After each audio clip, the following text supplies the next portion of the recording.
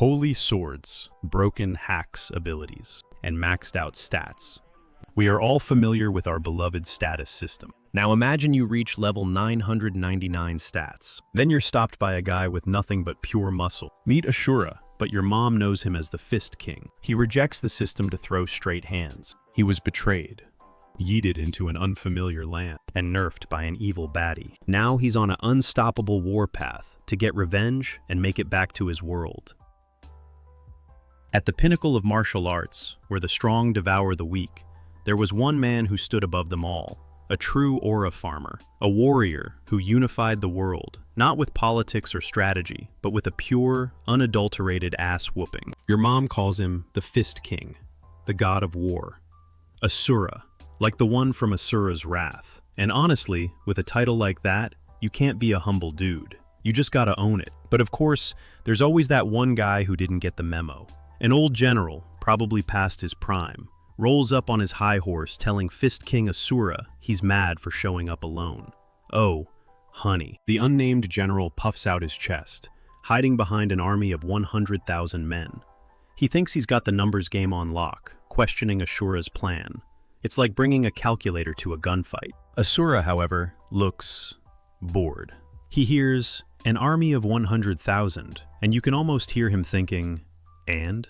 Did you want a cookie for that?" He slowly turns, and the look on his face just screams, "Bro cannot be serious." To him, a number like that is just insignificant, a rounding error. Fist King Asura calls the general's strategy disgusting number games, and flat out tells him, "This is why you'll never beat me." Cold. The general is shook. The sheer audacity, the disrespect. It's more than his old, fragile ego can handle. And like any boomer who's just been told his entire life's philosophy is garbage, he loses it. "Behead him!" he screams. Classic. He appeared alone, without a single weapon, but his martial power was on a whole nother level. With a single flex of his aura, the ground shatters.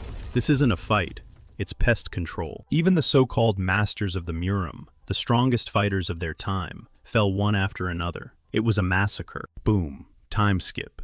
Year 1 of the Sura Kingdom. And our boy, Fist King Asura, succeeded in unifying the world. He's standing on a pile of skulls, as one does when they're the new king. This is the kingdom's capital, Mual.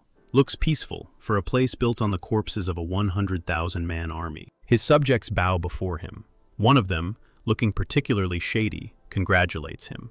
You can just smell the betrayal simmering. This person claims that after defeating so many enemies, there's nothing left for Asura to achieve. Yeah, that's what they always say right before they stab you in the back. Asura, having the emotional intelligence of a brick, is just annoyed.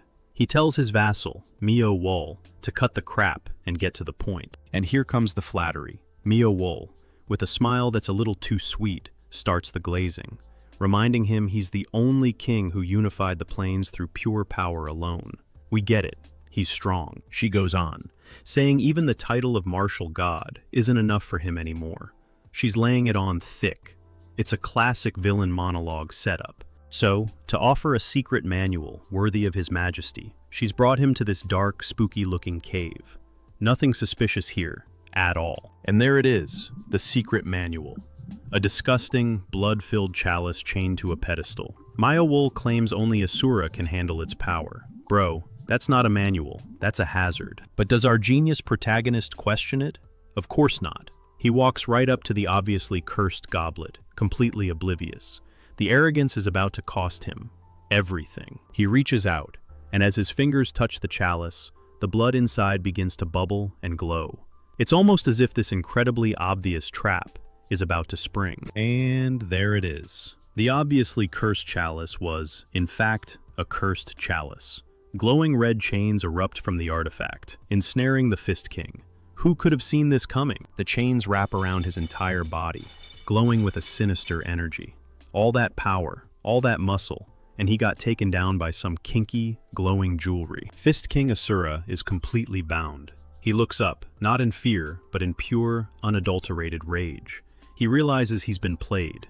It's the ultimate find out moment. Mayawol, flanked by her new goon squad, drops the nice act. "Your tyranny ends here," she says, declaring herself the new ruler. She claims he's powerless before the abyssal heavens. "Girl, you just backstabbed your boss. Let's not get all high and mighty. The ultimate stare down. Fist King Asura, radiating pure fury, versus Mayo Wall, with a smug look that just begs to be punched. But, you know, he's a little tied up at the moment. But this is the Fist King we're talking about. He's not just gonna sit there. He starts to flex, and the chains begin to crack. Mio Wall, he growls. Have you forgotten who I am? Uh-oh, she might have messed up. I am destiny and destruction, personified. Okay, a bit dramatic, my guy, but the power surging off him is no joke. He's actually breaking free. Maya Wall finally loses her cool. She starts panicking, screaming at her followers to open the barrier of the celestial abyss. She really thought it would be that easy. Fist King Asura lunges, a blur of motion aimed right at Maya Wall's face. This is it, the ultimate comeback. And he gets absolutely yeeted by a blast of blood magic from the abyss. So much for that. He's caught in a vortex of raw, chaotic energy. The abyssal heavens don't play around. The blast is so huge it sends Mia Wool flying back. She brought a nuke to a fistfight and is surprised by the fallout. She stands before her followers, the blood-soaked ground and the still-smoking chalice behind her. The coup is complete, and the same guys who were just bowing to Fist King Asura, they're now on their knees for her. We congratulate our liege. Pathetic. They all hail Mayo Wall, the new sovereign of the Sura kingdom. Loyalty is flexible, I guess. And so, the man who once ruled the world, the Fist King, Asura, meets his end in such futility. Or does he? Meanwhile, in a completely different genre, a blue window pops up. You have been summoned as a player. Would you like to participate? Oh boy, here we go. The classic isekai, punch. Our new hero's response to the call to adventure is to punch the system window square in its face. I like this guy already. Meet Kim Yuta, and unlike every other isekai protagonist, he is not excited about this. He just looks tired and annoyed. Relatable. He's trying to figure out what that incredibly ominous feeling was when his little floating companion, a chibi girl named Nova, appears. So we got a system, a moody hero, and a cute mascot. We've hit the trifecta. Nova screams, "Yuta, watch out!"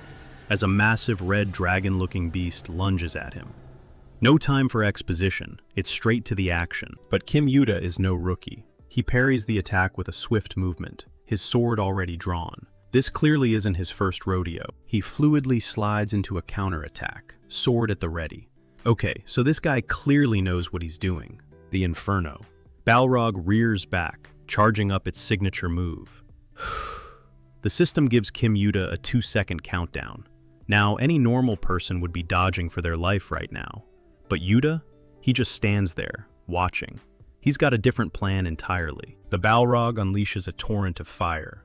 The system, ever the helpful narrator, calls it an AoE fire magic attack. Yeah, no kidding. But instead of dodging, Kim Yuta activates a skill. The system starts analyzing the attack, because why fight with your body when you can fight with your brain? And by brain, I mean a busted personal AI. Analysis complete. And the payoff is sweet. His skill automatically counters the fire breath, giving him a whopping 150% fire resistance. He just stands there and tanks it like it's a warm breeze. This guy is playing on easy mode. With the fire attack completely neutralized, he charges straight through the flames. Time to go on the offensive. He leaps into the air, his glowing sword at the ready. Say hello to his little friend, the holy sword of Asterion. And he follows it up with a skill that has some serious final boss energy. A massive beam of light descends from above, ready to smite the Balrog into oblivion. And in case you were worried, he's got 9 more of those bad boys left. This is just overkill. Zap. A direct hit right to the cranium. The Balrog never stood a chance. And just like that, quest complete. You have defeated the 998th floor's boss. Easy peasy. Kim Yuta stands over the defeated boss, letting out a sigh of relief. But the grind never stops. The final quest immediately pops up. Reach the top of the tower. But Yuta looks troubled. His companion, Nova, floats over, asking what's wrong. Dude, you just won. Why the long face? Wait, this guy's name is Yuta. He uses multiple abilities, and gets followed around by a little girl? He kinda reminds me of someone. Anyways, Nova tries to cheer him up, reminding him that only the top of the tower is left now. They're in the home stretch. She points out at the ridiculously tall tower, saying they need to clear it quickly, so they can go see their families. Ah, the classic motivation. Now we know what he's fighting for. That seems to do the trick. A spark returns to Kim Yuta's eyes. He agrees. Let's do this. He reflects on his journey.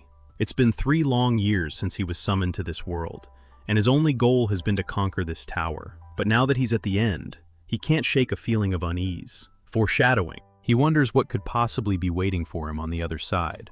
Something worse than a fire-breathing Balrog? Nova can tell he's still spooked. He's completely zoned out, lost in his thoughts. He gives himself a little pep talk. Pull yourself together, Kim Yuta. It's time to lock in. He approaches the massive gates to the final floor. Nova checks on him one last time, and he confirms he's ready. Let's go in. His confidence returns.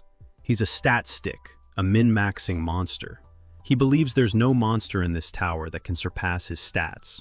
He is going back to his original world. Famous last words. But at that moment, as he steps onto the final floor, he sees a figure waiting for him in the distance. The being that appeared before his eyes was a terrifying silhouette of pure, demonic energy. That is not a normal boss monster. The being that appeared before his eyes was the Fist King, Asura, the guy from the prologue, the one who got betrayed and supposedly died. What is he doing here? Fist King Asura, looking just as confused as Yuta, asks, "What are you lot?" Kim Yuta is speechless, and Nova, our lovely comic relief, whispers, A gorilla? What's up with this Ajushi? I am dead." The gears in Kim Yuta's head are turning. A talking monster? The final floor? He puts 2 and 2 together. Don't tell me. This guy is the final boss. Meanwhile, Fist King Asura is having his own little crisis. He's looking around this weird, unfamiliar room, aura farming, and realizing that Snake Mayo Wool really did manage to lock him up. The betrayal is finally sinking in. Yuta's mind is blown. He's capable of speech? In his world, that means this is a monster with intelligence. He's trying to categorize Asura within his video game logic, but he quickly shakes it off. Don't be fooled by appearances, Kim Yuta. He steals his resolve. It doesn't matter what the boss looks like or if it can talk. It's the final obstacle. He has to win. With a battle cry, he lunges forward, sword ready. I'll put an end to this now. No hesitation, no mercy, just pure gamer instinct. He unleashes a flurry of strikes, his blade a blur of light, but Asura dodges with minimal effort, unimpressed. Kim Yuta closes the distance, his form perfect, his determination absolute. He's putting everything he has into this initial assault. His attacks land, creating a cloud of dust and debris. He's definitely hitting something. He raises his sword for the finishing blow. This is the end! Famous last words, buddy. And here it comes again, the big one. He's not taking any chances, going straight for the ultimate. That's another charge of his ult down. Only 8 left. He's got to make this count. As the dust settles, Yuta allows himself a slight smirk. Humph. He's much weaker than I thought he'd be. Oh, you sweet, naive child. You have no idea. Then the smoke clears, and Fist King Asura is standing there, holding the glowing blade of the holy sword with his bare hand. He looks bored. What do you think you're doing? The disrespect. Yuta's face says it all. No way. He stopped my ultimate with just one hand. All that confidence shattered in an instant. The power gap is a chasm. Yuta recovers quickly, activating once more. If raw power won't work, maybe his hack skill can find a weakness. The analysis is already at 78%. Analysis complete. The system automatically targets Asura's supposed weakness, giving Yuta an 87.86% chance of success. Okay, maybe there's hope. Maybe he can clutch this. Asura doesn't even move. He just looks at the sword in his hand and says one word. Cease. And the system has a complete meltdown. Error. A critical error has occurred in Climber's strategy. The probability of success has plummeted to 0.43%. Yuta's I win button just broke. Asura casually flings the holy sword away as if it's a child's toy.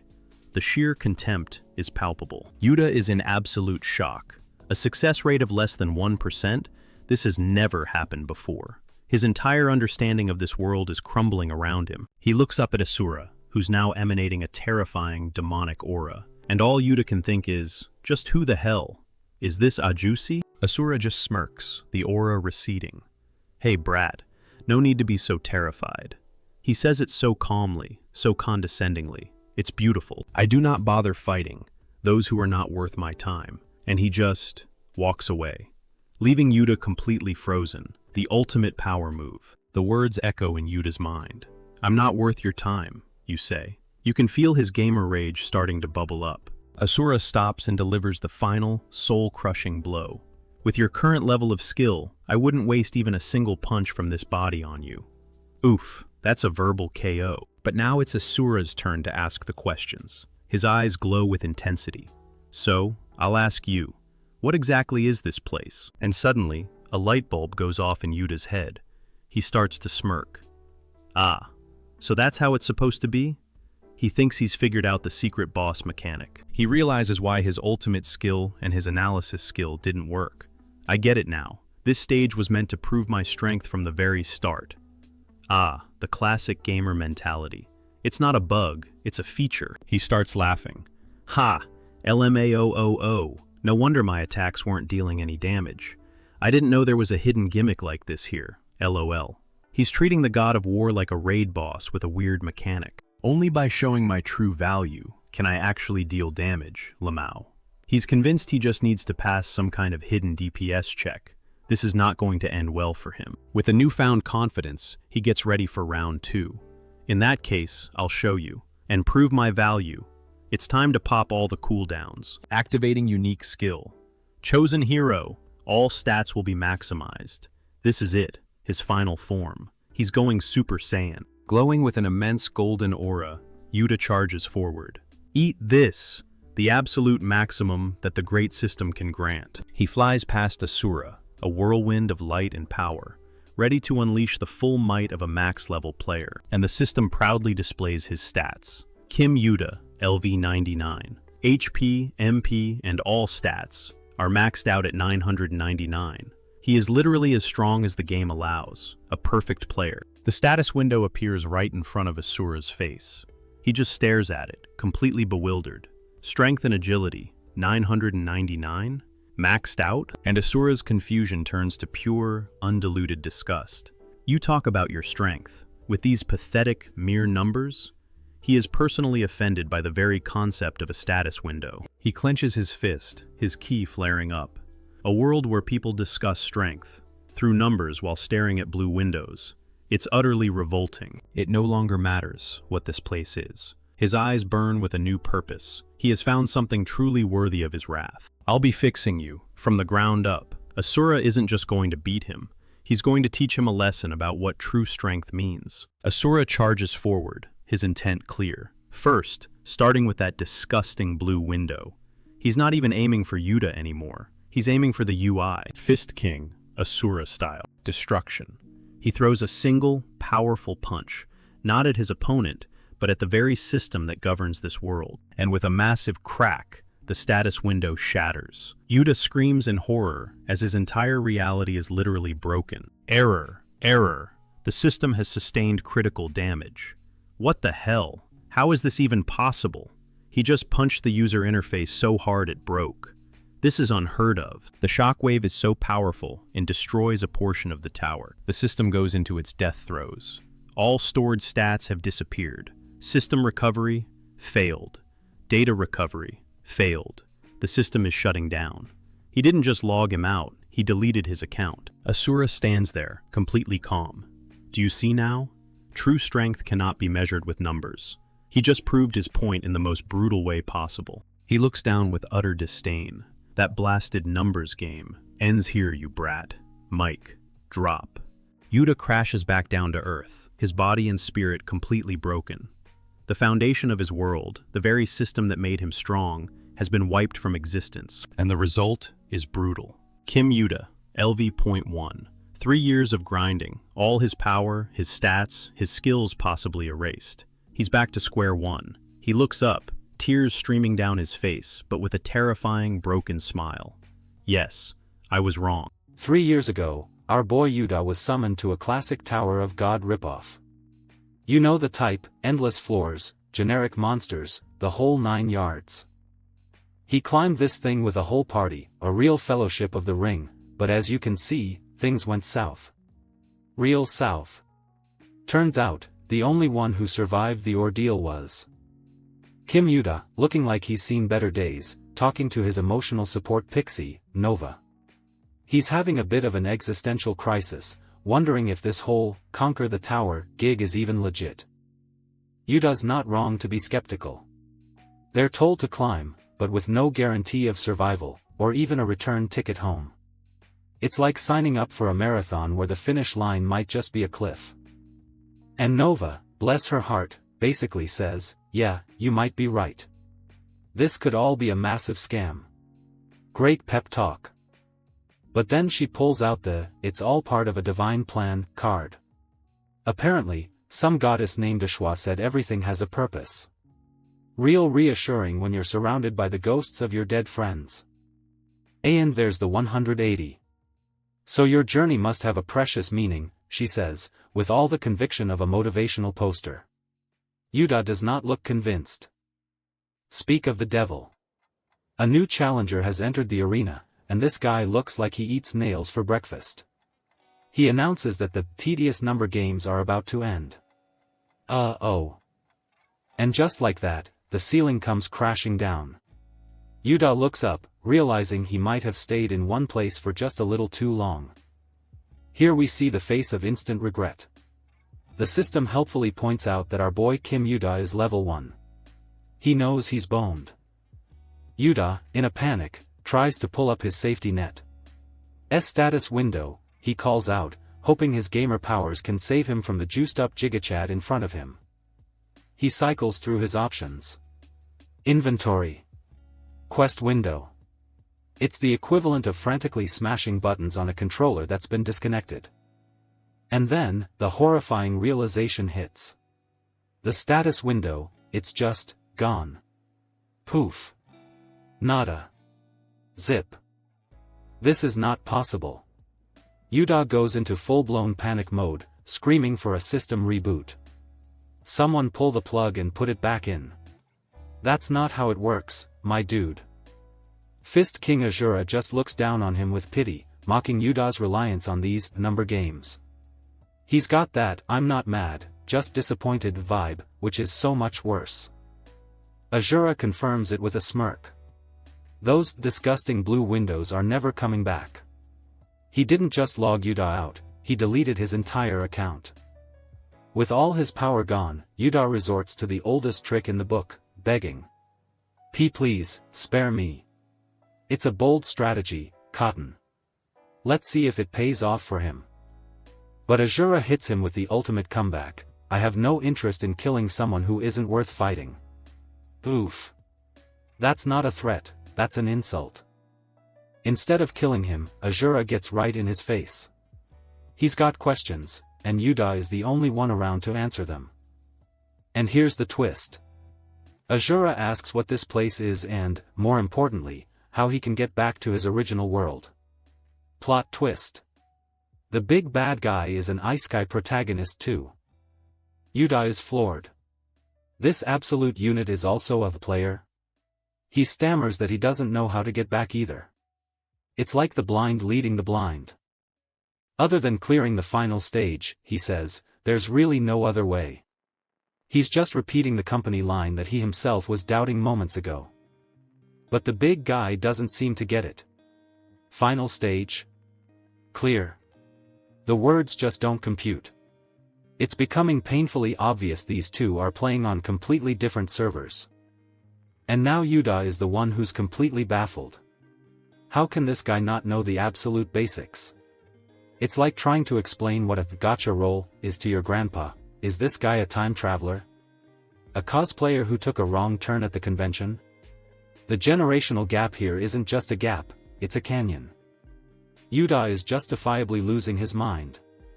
He's wondering if this guy is some kind of historical cosplayer, maybe a runaway from a Joseon dynasty theme park. Seeing that he's dealing with a certified boomer, Yuta decides to break it down, nice and simple. He's going to use small words. With the most forced, customer service smile you've ever seen, he explains that, in one word, you have to clear the tower. See? Simple. Azura seems to be getting it. The entire tower must be cleared, he asks. And Yuta, bless his naive heart, confirms it. Yes. From the first floor to the top.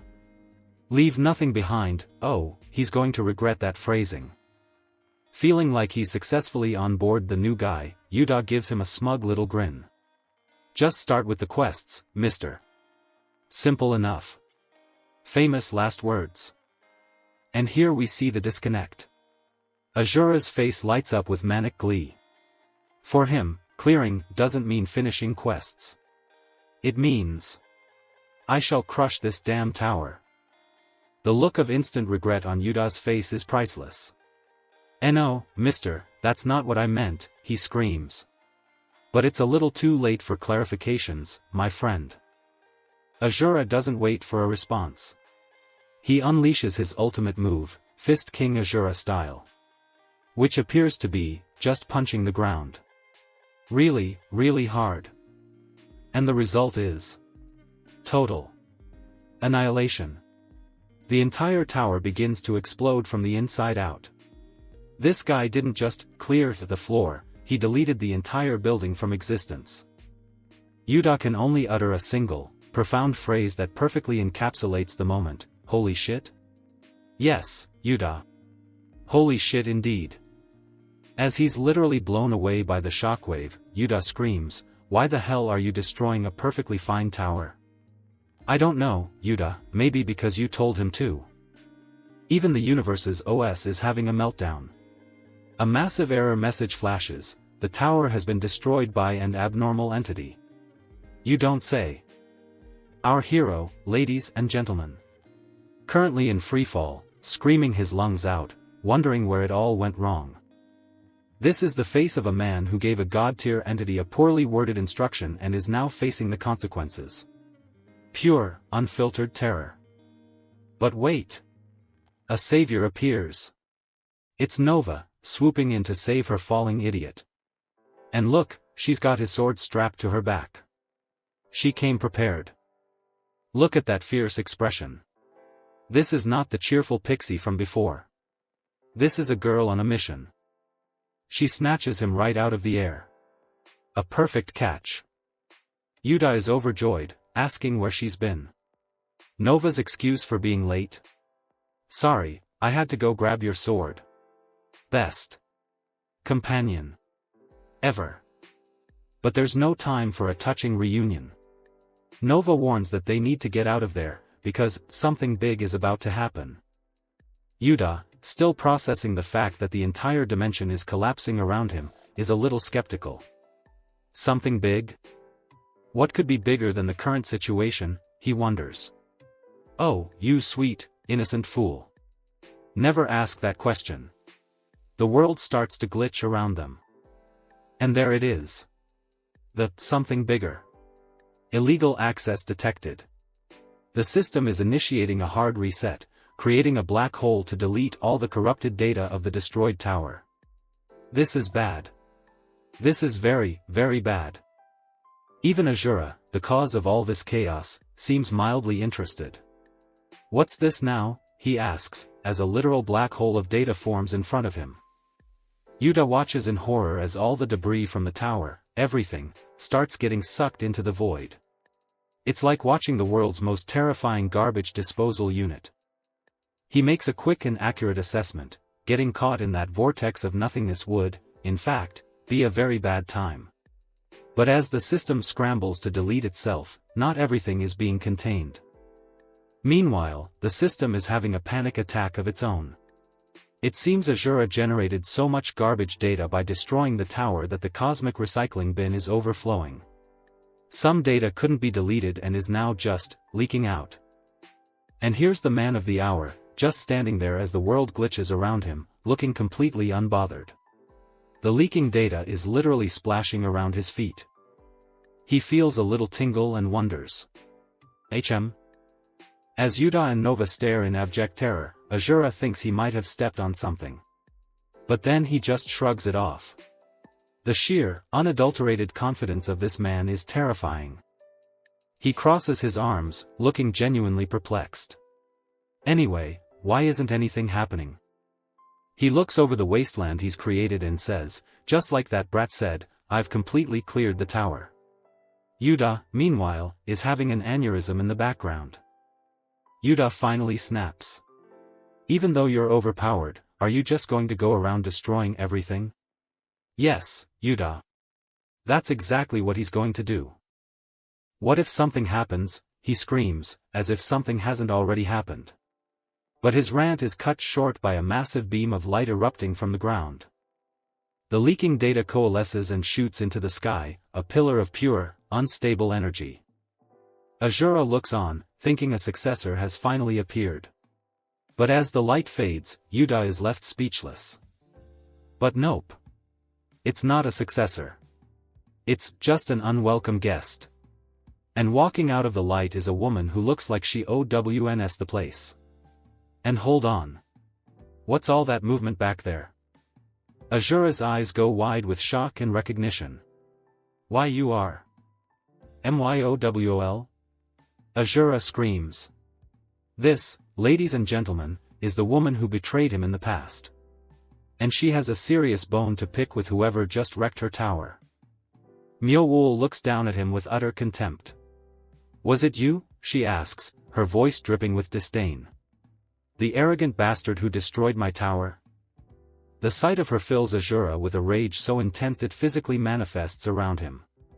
This is the face of a man who has been waiting a very, very long time for revenge. So you were hiding here, Myowol, he roars, launching himself at her. How dare you do that to me? Myowol doesn't even flinch. She just raises a single, elegant finger. And with a flick, she sends the god-killing, tower-destroying fist King Azura crashing into the ground like a meteor. She didn't even break a sweat. Yuda can only watch, his jaw on the floor. Mister. She looks down, her expression one of pure, unadulterated power. I'm asking if you're the one who destroyed the tower.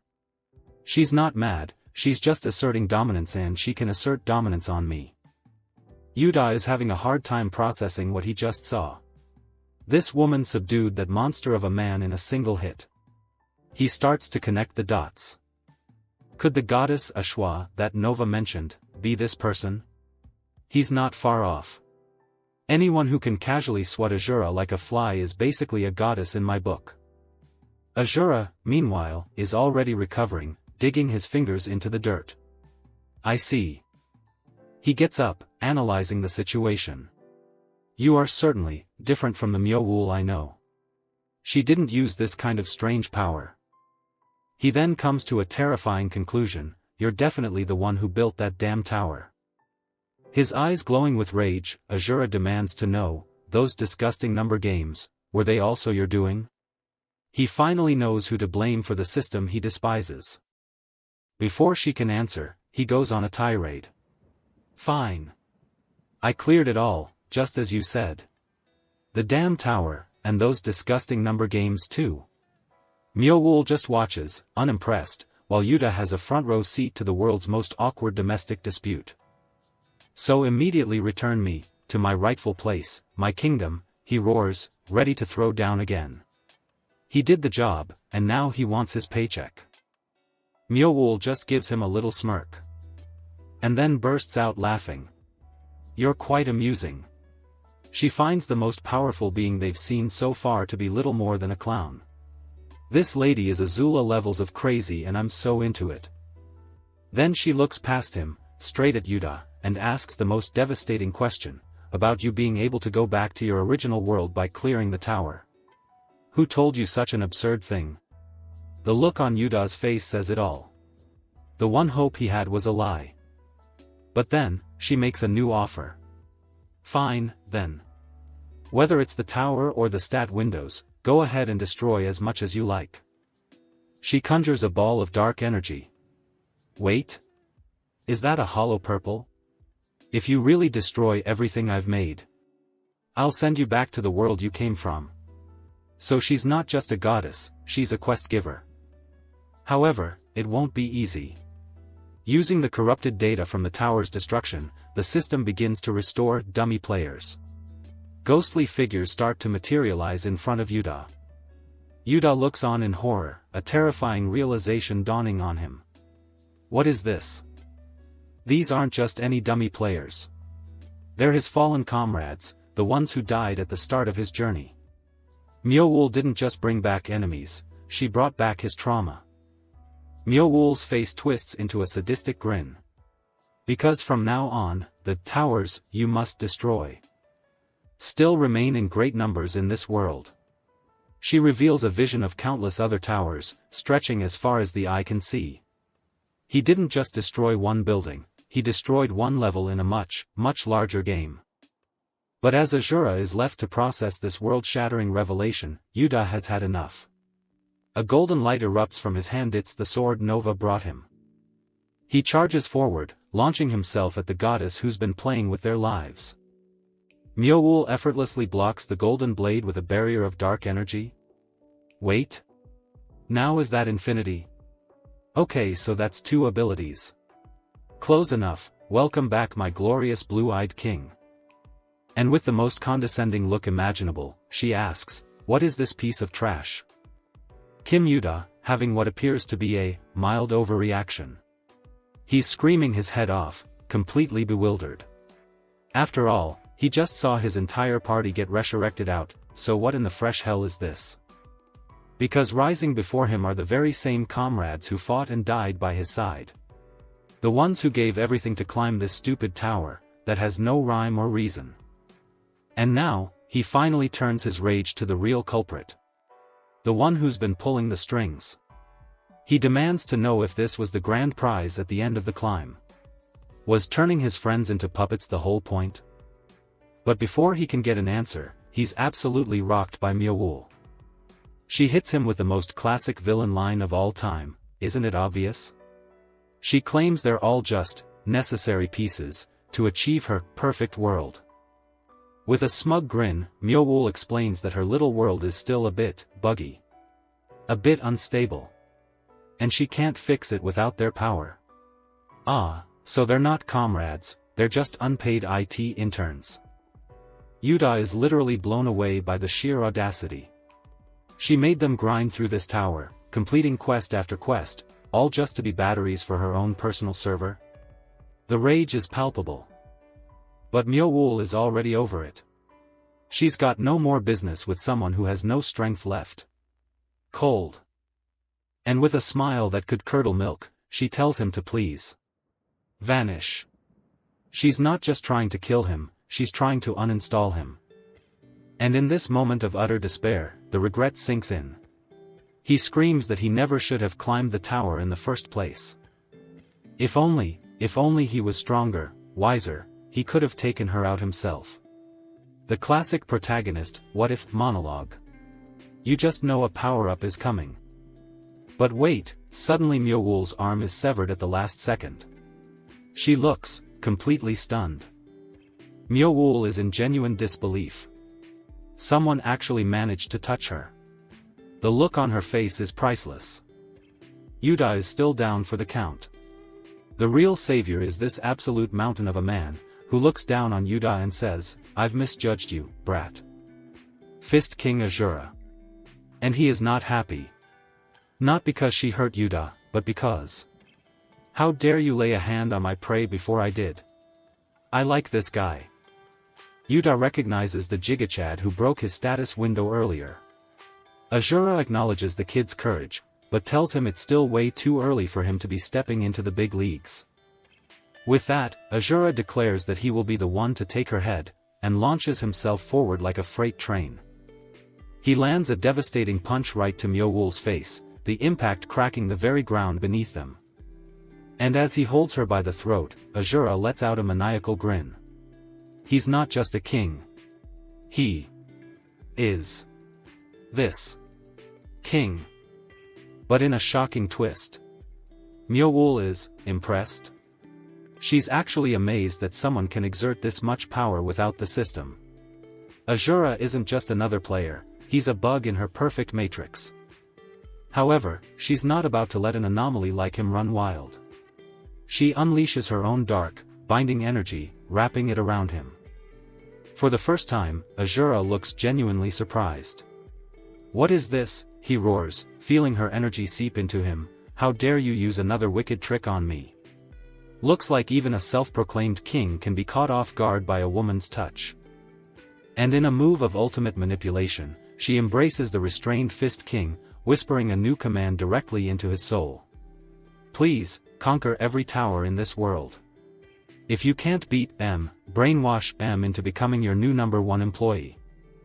And with that, Myowool makes her grand exit, but not before leaving him with a classic villain promise: "I shall be waiting for you, at the highest point of this world. Basically, see you in the final boss room, loser." Azura is left on his knees, the remnants of her binding spell flickering around him. For the first time, the unstoppable Fist King looks stopped. His mind flashes to an image of the Myowool from his time. The one that sent him here. He looks to the sky, a rare moment of vulnerability on his face. "Why on earth did you send me to a place like this?" And Yuta, bless his heart, is getting completely bodied. He's trying to parry, but without his status window, he's just a guy with a sword against a monster. He's still trying to reason with them, screaming their names. "Young Myung-hoon. Choi Yunseo. It's me, Kim Yuda." It's heartbreaking, really. And completely pointless. His little fairy guide, Nova, has to be the bearer of bad news. She tells him it's no use, that it's just a memory response. They aren't home anymore, Yuda. Yuda is just not getting it. The denial is hitting him harder than that puppet's sword. But, he stammers, still trying to find a reason to hope. And that's when Azura, steps in. He effortlessly crushes the puppet's head, and asks Yuta, "What are you doing, brat?" Azura turns to Yuta, his patience clearly wearing thin. He has one goal: quickly, guide me to the place where those damn towers are. But Yuta is still stuck on step 1. "Wait. These people. These are my comrades," he pleads, still not accepting the harsh reality. Azura gives him the most disappointed dad look I have ever seen. "Comrades," he scoffs, "do they look like comrades to your eyes?" He lays down the cold, hard truth. They are nothing more than the vengeful spirits of the dead. And clinging to them is only going to get him killed. Azura gives him an ultimatum.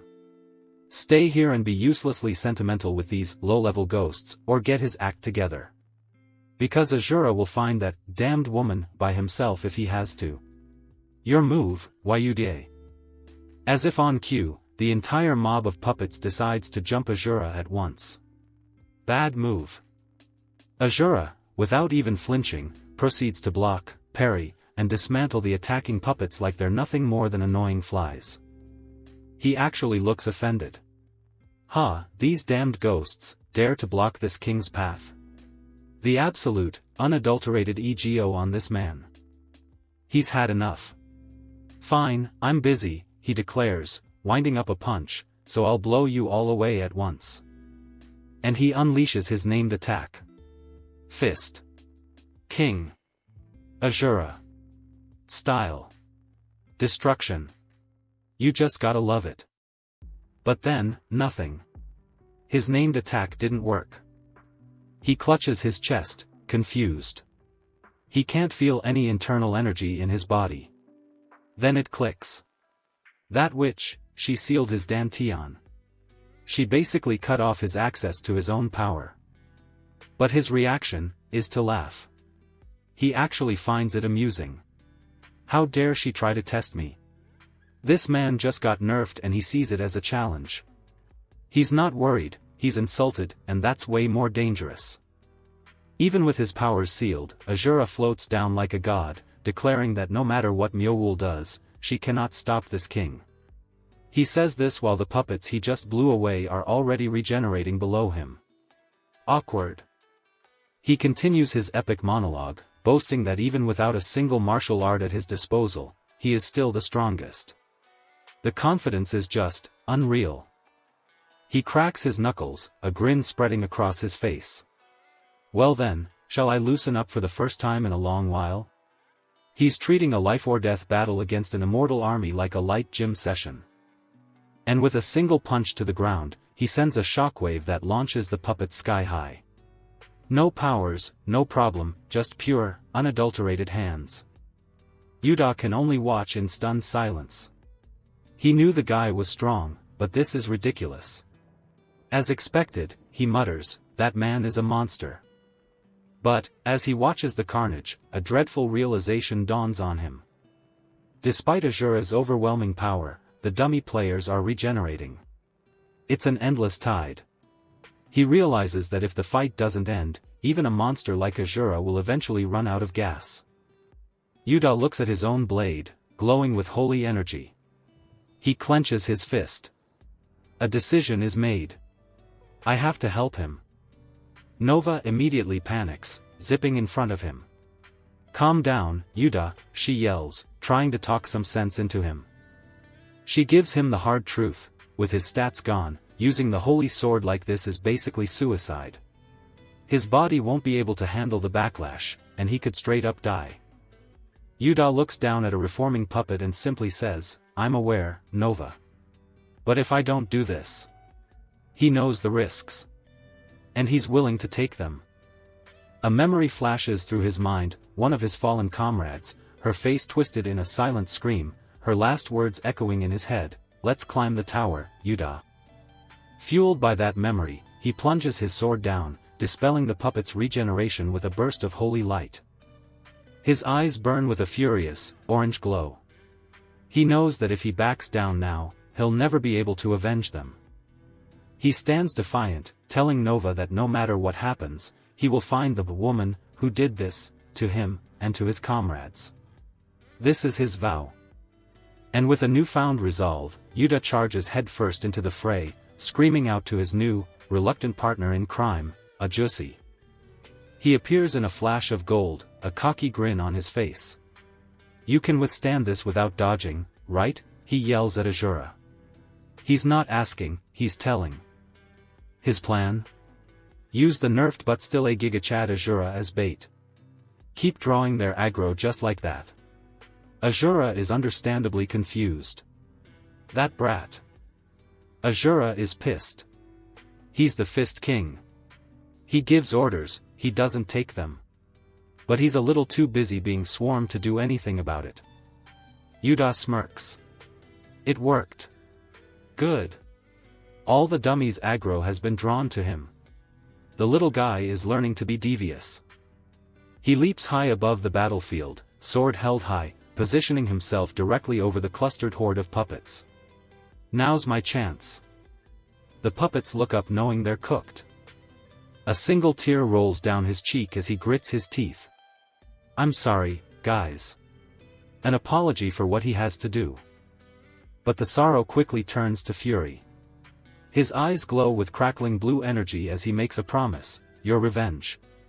I will definitely get it for you. He raises his blade to the heavens and calls forth its ultimate power, Holy Sword of Asterion. Heavenly Judgment. A colossal beam of divine light erupts from the sky, aimed squarely at the battlefield below. The sky opens up, and a pillar of pure, holy energy obliterates the battlefield. Yuda put everything he had, and everything he didn't have, into that one single attack. Azura stands in the aftermath, completely unfazed by the holy nuke that just went off in his face. He just scoffs, "Heh. Good grief. That arrogant brat. That's high praise, coming from him." Yuda is left on his knees, completely spent. Azura approaches, looking down at the exhausted kid and admits, "You're quite useful after all, aren't you?" But Yuda isn't done. He struggles to speak, telling the Fist King to keep one thing in mind. When it comes to killing that witch, it won't be Azura who deals the final blow. With the last of his strength, he pushes himself up, his eyes blazing with newfound purpose. He points his sword forward and makes his declaration, "It'll be me." And then, he immediately passes out. Azura, with a look of sheer, "I am so done with this," catches him and just picks him up. Princess style. You cannot make this stuff up. Then Azura starts cackling like a madman. He calls Yuta less than dust, and is absolutely livid that this kid had the gall to order him around twice. But through the laughter, he looks at the unconscious Yuta and decides, fine. I'll give you a reward for making me laugh. And here is the grand prize. Holding him like a sack of potatoes, Azura makes a vow: if you ever become stronger than me, I'll give you the chance to kill her. It's not a promise, it's a challenge. As he carries Yuta away from the ruins of the tower, a smile creeps onto his face. I look forward to it. A new, incredibly dysfunctional partnership has begun. Meanwhile, in a completely different part of this world, a heavy boot steps onto the ruins of another structure. We're not in Kansas anymore. And we get our first look at a new player in this game. A towering warrior clad in furs and armor, his face hidden behind the skull of a great stag. He looks like he just walked out of a From Software game. And as we close in on that terrifying helmet, a menacing, pink energy begins to glow from within the empty eye socket, a sign that the next boss battle is loading. We transition into a majestic canyon, a classic training ground straight out of a wuxia novel. Serene, powerful, the perfect place for a montage. And here's our guy, the Fist King Azura, doing exactly what you'd expect a stone-cold, overpowered protagonist to do, meditating under a giant waterfall. It's like rule number 1 in the big book of being a badass. But wait, something's not right. The meditation ends, the eye opens, and you know that look. That's the look of, hold on a second. He throws a punch, expecting to shatter the very atoms around him, but all he gets is a splash. A big, wet, disappointing splash. And then it hits him. He can't feel a single trace of his internal energy. His powers, the very core of his being, are just gone. Is he scared? Is he worried? Nah. He's smiling. This absolute madman thinks it's a bold move. Someone managed to seal his power, and he's not even mad, he's impressed.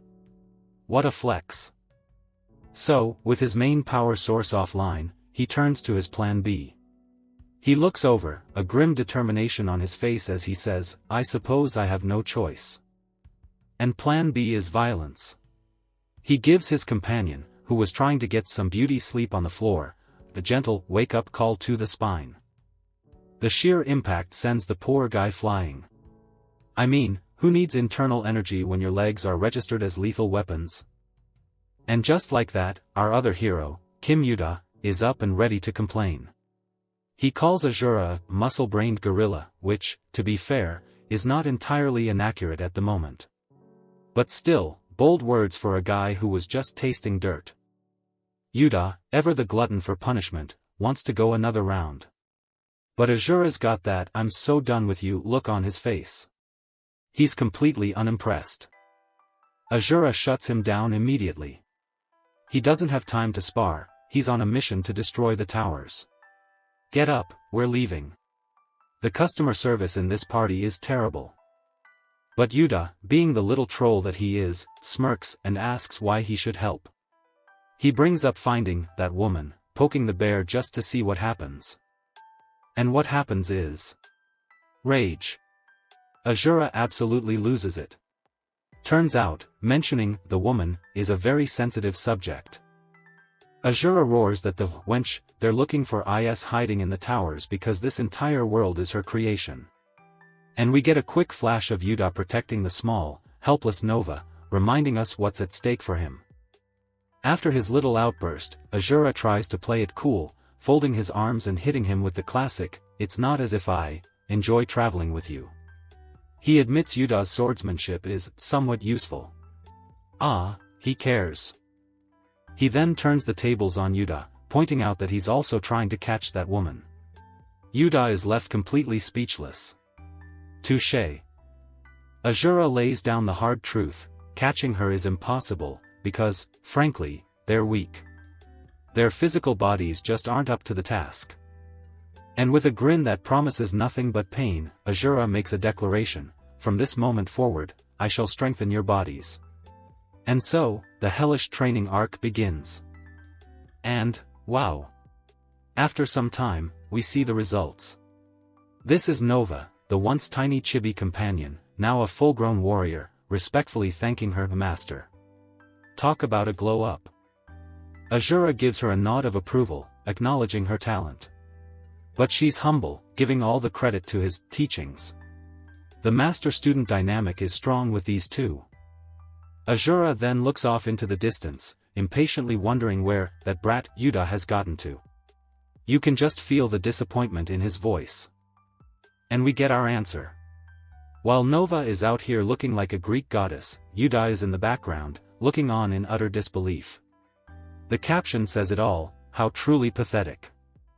Oh, the poor guy. While the other two are having their master-student moment, Yuta is barely holding himself together, trembling and using a walking stick just to stay upright. He's completely and utterly wiped out. And just when you think it can't get any worse for him, Azura makes him run while carrying a giant log. Yuta looks at his friends like they're absolute lunatics, asking if this is some kind of boot camp. But his suffering is just another Tuesday for them.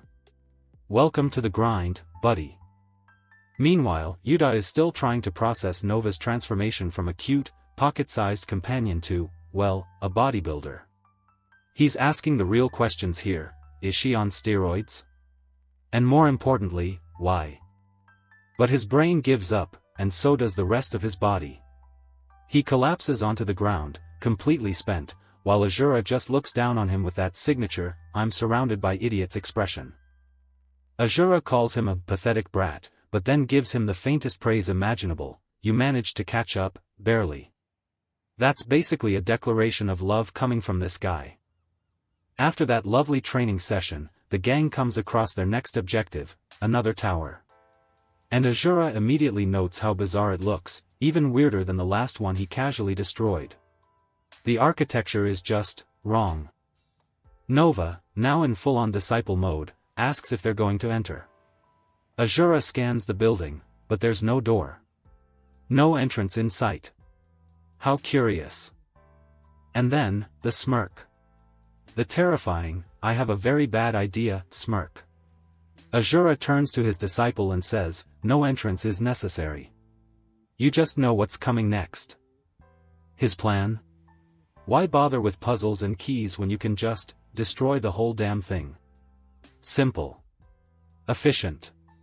And very, very loud. Nova has been fully converted to the Azura way of life and is now his #1 glazer. She's in the back, screaming, "That's my master for you. Smash it in a single blow." She's a little too enthusiastic about property damage. Yuta, however, is the only one in the party with a single, shared brain cell of self-preservation. He desperately tries to call a timeout, begging them to think it through. But there are no brakes on the Azura train. Azura completely ignores him and winds up, ready to punch a skyscraper into oblivion. This is why we can't have nice things. And the moment he connects, the world itself starts to blue screen. Error. Error. A fatal error has occurred. You know you've messed up when you literally start breaking the fabric of reality. Azura is consumed by a torrent of raw, chaotic data. This is what happens when you try to brute force a puzzle, kids. You crash the whole server. And in a flash of corrupted light, the world around them changes completely. The lush forest is gone, replaced by a desolate, ruined city. The transition is not smooth. They're violently teleported and dropped into the new area like a sack of potatoes. They all make a graceful landing, face first onto the pavement. Nova has reverted to her tiny chibi form, hilariously complaining, "No. My muscles." While Azura just grimly wonders what these hideous buildings are. Yuta and the now tiny Nova are in complete shock, looking around at the urban decay and asking the million-dollar question, "Where are we?" Yuta looks up at the familiar sight of skyscrapers, and a sliver of hope appears. Could it be? Could he have finally returned to his original world? But that hope is immediately shattered. Nova, with her big eyes, spots something down the street and screams for Yuta to look. It's a graveyard. The streets are littered with the corpses of other players, their journeys ending right here on the cold, hard asphalt. The grim reality sets in for Yuda. This isn't home. This is just another layer of the nightmare. He's completely lost, wondering where in the world he could possibly be. And just when things couldn't get any creepier, a voice echoes through the desolate streets, "Heed my call." A dark, purple energy begins to emanate from the ground. The source of the energy is the dead players themselves. Their bodies begin to emit a foul, purple miasma as their souls are forcefully drawn out. Azura watches, completely unfazed, as the souls are pulled from the bodies right in front of him. Just another Tuesday for the Fist King. Azura observes as the souls of the dead are violently ripped from their bodies, gathering into a single, swirling vortex in the sky. It's like some kind of supernatural recycling program, and it is not pretty. The vortex of souls begins to coalesce, taking shape, and from it, a single figure descends, landing with an air of absolute arrogance. Azura, of course, just smirks, thinking this is intriguing. But this new arrival doesn't look like he's here for a friendly chat. The figure reveals himself to be a man with spiky black hair, a long coat, and enough edge to cut diamonds. He looks down on our heroes and condescendingly asks if they're the new players. He's basically a wannabe Sung Jin-woo. He immediately goes into a classic villain monologue, warning them not to even try fighting back. According to him, any resistance is completely futile. He declares that he is the only one who can reach the pinnacle of this tower, while Azura just stares him down, completely unimpressed. With a flick of his wrist, he begins to summon something truly massive from the purple energy he commands. And he brings forth a gargantuan skeleton monster, introduced as the Spectre King. So this guy's a necromancer. A very, very extra necromancer. Yuda, understandably, is freaking out. He recognizes that this isn't just some run-of-the-mill skeleton mob. This thing is on a whole other level. The Spectre King immediately lunges for an attack, and Yuda, in a rare moment of genuine concern, yells at Azura to get out of the way.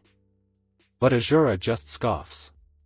He's genuinely offended that Yuda would think this mere monster could possibly be a danger to him. The sheer, unadulterated disrespect. So, does he dodge? Does he block? Nope. Azura meets the giant skeleton's punch with his own fist, and completely overpowers it. The resulting shockwave is immense, shattering the Spectre King's arm and shaking the very ground they stand on. Azura stands there, fist still smoking, and calls the ultimate undead being a pathetic piece of trash. This man's confidence is on another plane of existence. The summoner is shocked, but his Spectre King begins to regenerate behind him. He taunts Azura, questioning how he dares to claim the pinnacle when this is all he's got. Azura is so bored by this point that he literally sits down. He calls the summoner an arrogant and pathetic coward for hiding behind his monster. The summoner is actually taken aback by the accusation. Me, hiding behind a monster? He seems to find the very idea absurd. And then we get the big reveal. The camera pans out to show that the summoner isn't just hiding behind the Spectre King, he's got a whole army of monsters, and he's standing on top of one that makes the Spectre King look like a toy. Well then. The summoner's eyes glow with menace as he declares his new goal, to see just how long they can survive against his endless horde. He's going to put them to the test. Spirit Master pulls up with his undead squad and tells the Fist King it's time for a test. He's betting his summons will be enough to see how long the legend actually lasts. Azura is just unimpressed. A test? This kid is funny. The Fist King wonders why a lowly brat thinks he's qualified to test anyone. One punch is all it takes to turn a skeleton soldier into literal garden mulch. The kid tries to tie him down with some glowing purple chains called shackle wraith.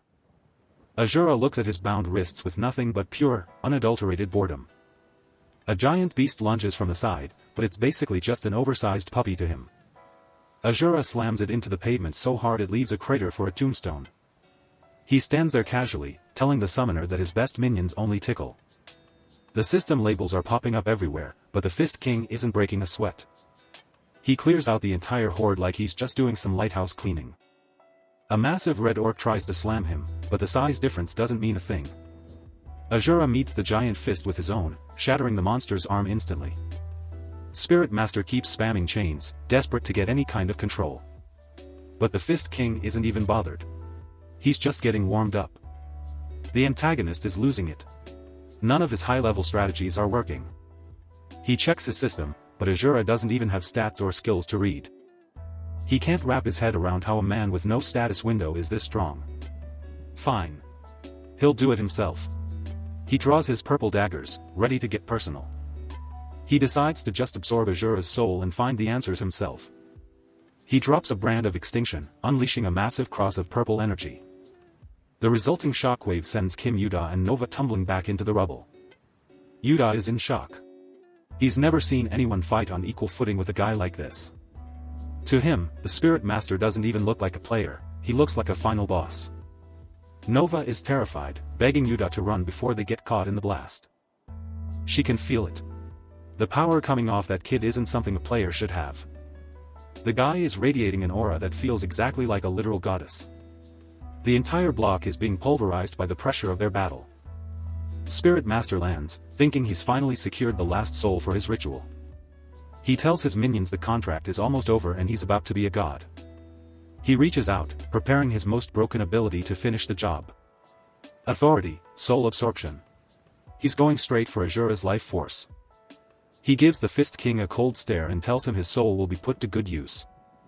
Azura doesn't care. He charges right through a lizard monster like it's paper. His patience is gone. He demands to know exactly where the woman he's hunting is. Spirit Master just smirks.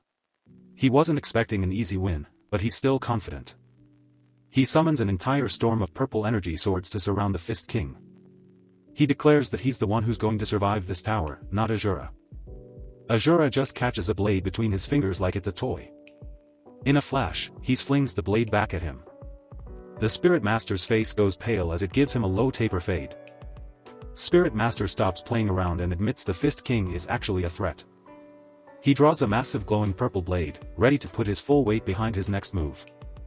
He activates his armor of Hades' authority, buffing up for the real fight. The kid lunges forward, trailing purple energy like a desperate firework. He screams for Azura to try and take his best shot, completely losing his cool. A massive shockwave tears through the buildings as the two powerhouses collide. Azura just stands there like he's waiting for a bus. Is that all, brat? Spirit Master isn't done yet, swinging wildly as his frustration boils over. He's putting everything he has into these strikes, but he's basically just hitting air. The Fist King tells him straight up, the gap between them is wider than he can imagine. He delivers a counter so fast the kid doesn't even see it coming. A massive explosion levels the street, proving that Azura isn't just talk. Spirit Master manages to laugh it off, claiming his strength is a gift from a literal goddess. He asks Yuda if he was looking for Ashwa, the very being who handed him this tower. Azura just stares him down, completely unimpressed by his divine connections. The villain reveals he made a contract to sacrifice 10,000 players to become the true successor. And with his latest victim, he's about to reach his goal. He's grabbed Nova, and the system confirms he's acquired every single soul he needs. Yuda panics, screaming Nova's name as he sees her caught in the villain's grip. He charges in blindly, demanding to know what that monster is doing to his friend. Spirit Master just calls him a small fry and has one of his minions swat him away. Yuda takes a brutal hit to the gut, coughing up blood as he hits the pavement. The antagonist mocks him, saying it's completely useless to try and stop him now. He stands there triumphantly while the protagonist lies broken on the ground. The system clock starts ticking, only 1 minute until the succession ritual is complete. Azura looks at the kid and realizes he's just a Spirit Master who toys with the dead. He calls him unorthodox scum and says he's tired of seeing such despicable arts. Normally he wouldn't use filthy arts himself, but since the kid crossed the line, it's time for a lesson. He gathers a terrifying amount of green energy in his palm. This is the power of the true spirit arts, and it's about to break the entire system. Spirit Master watches in absolute horror as his 10,000 souls are literally stolen from him. He can't believe it, ripping souls out of the system should be impossible. Azura isn't keeping the power for himself, though. He's pumping it into Yuda and Nova. With their eyes glowing with new power, the brats are ready to turn that villain into a memory. Yuda wakes up as a glowing soul and immediately panics, thinking he's kicked the bucket. He's not exactly thrilled, yelling at his uncle to give his body back right now. Who he calls uncle, the Fist King Azura, tells him to chill, his old body was already on the verge of perishing. Azura explains it wasn't his doing, some bastard used spirit arts to try and puppet them. We see Yuda's actual body on the ground, looking pretty rough with soul energy leaking out. Azura says he blocked the spell and let their bodies recover slowly. Now, they need to obey. Yuda's still skeptical. He's glowing like a glow stick, but doesn't feel any stronger. Azura tells them it's time for a live demonstration of the true power of spirit arts. The enemy arrives. We see some fancy shoes stepping onto the rubble of the ruined city. Meet the Spirit Master. This guy thinks he's invincible because he has a floating status window. He starts summoning a literal skeleton army because apparently, he's a fan of the classics. But according to Azura, those stolen souls are just a drop in the bucket compared to his power. The Spirit Master just laughs. He thinks two people taking on an entire army is absurd. Look at that smug face. This guy is really begging for a reality check. He sends his bony minions to finish them off, but Yuda isn't just standing around. Yuda slices through a skeleton like it's made of wet paper. This new power is the real deal. He's moving like a blur, tearing through the undead horde with every swing of his blade. Even Yuda's shocked. He's wondering where all this sudden juice came from. Azura watches from the side, looking like a very proud, very grumpy mentor. More skeletons get pulverized as they charge in. They're basically just target practice now. Nova is also glowing. The little girl is about to do something very big and very loud. Yuda's worried she hasn't woken up yet, but she's just busy charging her laser. Nova's eyes light up. She's not a cute little kid anymore, she's a tactical nuke. She unleashes a massive beam of energy, vaporizing everything in her path. After the explosion, she looks a bit dazed, but at least she's still in one piece. Yuda rushes over to check on her. Gotta make sure his pint-sized partner is okay. Yuda realizes they got a major power-up, but if they don't end this soon, they're cooked. The skeleton army just keeps coming. This guy really has an endless supply of goons. The Spirit Master is just standing there, casually scrolling through his floating screen. Azura says the only way to stop this madness is to destroy that disgusting window. There's a catch, though. Azura's power is sealed, so he can't just one-shot the boss. Yuda asks if there's a plan B. There's always a plan B when you're with a legend. Azura clenches his fist. Even with his inner power locked, he can use the energy around him. He notices Nova's chi is actually pretty interesting. That's usually a bad sign for the kid. He tells Nova to offer her soul to him. Talk about a crazy request for a child. Nova's just confused. Meanwhile, the Spirit Master gets a system warning. He's running low on soul fuel. He tells all his stolen souls to answer his call. Things are about to get crowded. The entire city block is suddenly crawling with monsters. It's a literal swarm. Azura tells Yuda they only get one shot at this. No pressure or anything, kid. They need to carve a path through the horde to reach the guy with the status window. Yuda draws his glowing sword.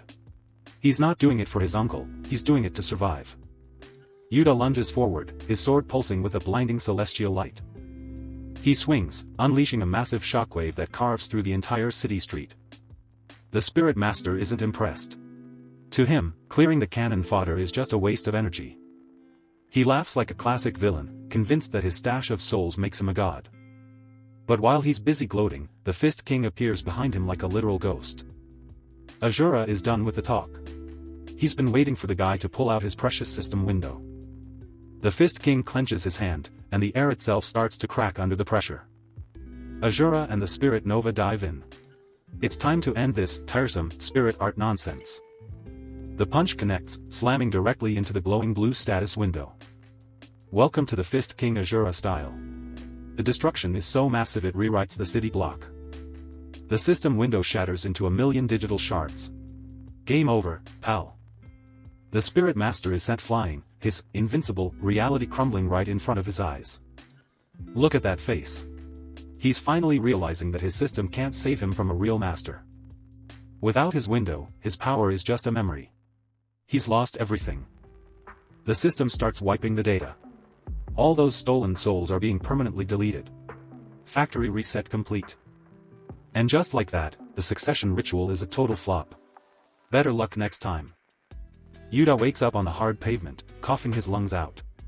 That spirit form was much smoother. He's back in his original body. It's battered and bruised, but at least it's his. Uncle Ashura wasn't lying, his body actually recovered. But he's left wondering who this man really is. Ashura stands tall in the ruins. His power is beyond anything Yuta could have imagined. Meanwhile, the Spirit Master is having a complete meltdown. His godhood lasted all of 5 minutes. Ashura doesn't offer any comfort. He just watches as the player falls apart. The loser screams that they've doomed his world. Sorry, but you don't save a world by harvesting souls. Just another day for the Spirit Master, headphones on, ignoring the world around him. He's vibing, totally oblivious to the absolute chaos that's about to drop. Then the sky cracks open and these purple portals start spawning everywhere. Peace was never an option.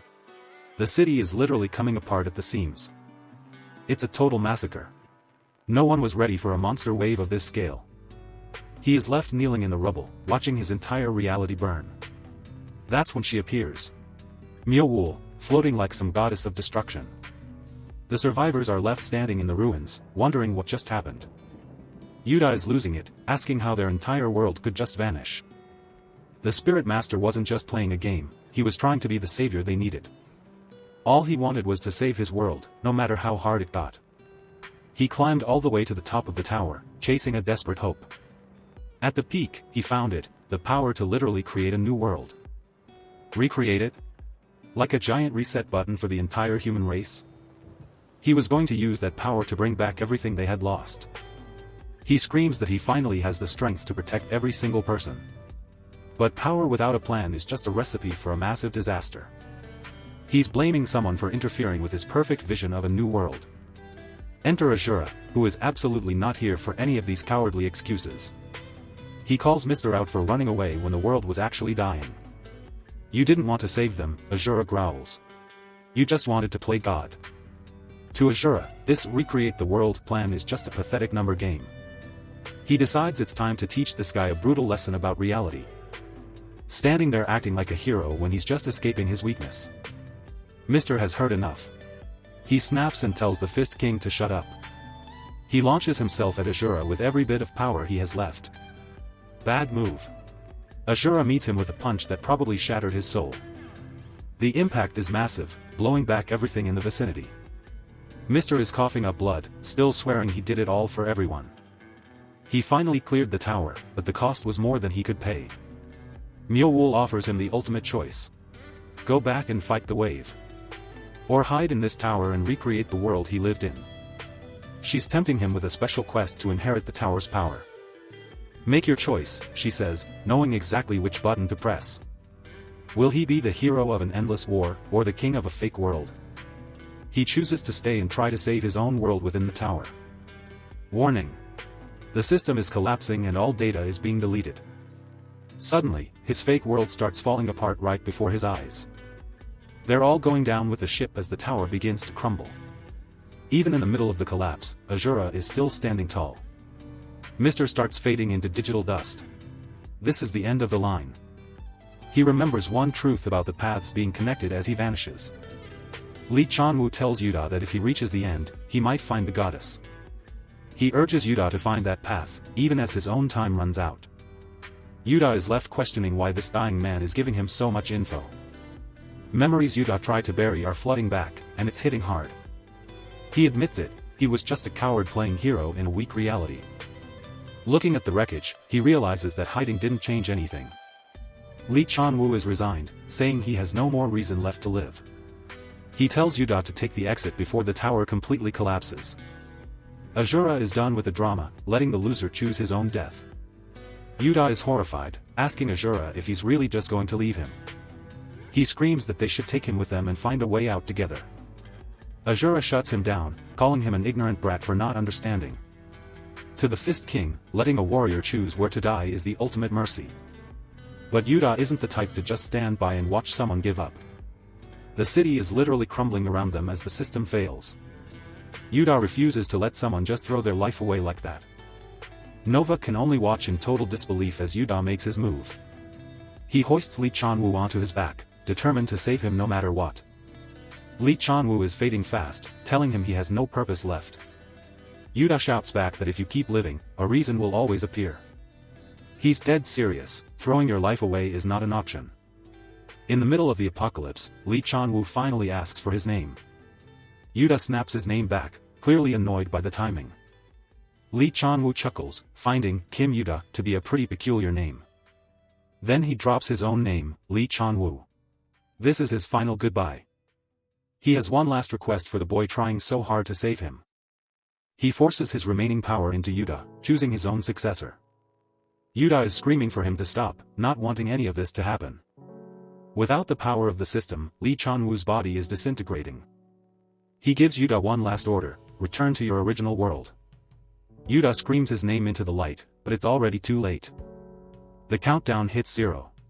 The data deletion is starting. The massive tower comes crashing down as the world is wiped clean. Sitting on her throne, Myeowol watches the data purge with a smile. She mockingly challenges the survivor to try a bit harder next time. Kim Yuta and Nova look at the empty air where Lee Chanwoo just vanished into pixels. Yuta stares at the glowing orb left behind, wondering if saving him was ever an option. The rules of this world are brutal: if your stat window breaks, you're dead. Lee Chanwoo found that out the hard way, leaving nothing but energy behind. Yuta remembers the sight of the system shattering like glass. But he's still here. He wonders why he's the exception to the rule. A heavy boot crunching on the ground snaps him back to reality. Azura looms over him, asking why the kid looks like he's mourning a long-lost pet. Yuta gets defensive immediately, asking if he's in for another lecture. He thinks back to Chanwoo's final request, to use this power to find his way home. Yuta decides to hand the mysterious energy source over to Azura. He holds out the swirling golden light, hoping it's the right call.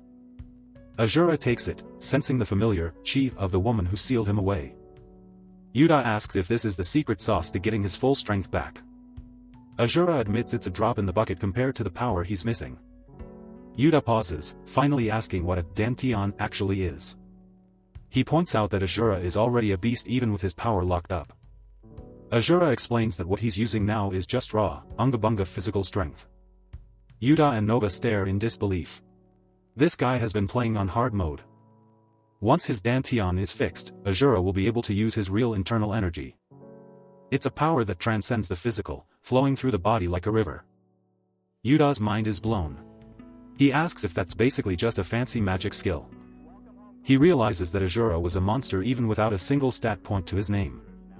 Yuta wonders what the guy's level would even be if the system could track him. Nova floats over, asking Yuta why he's zoning out again.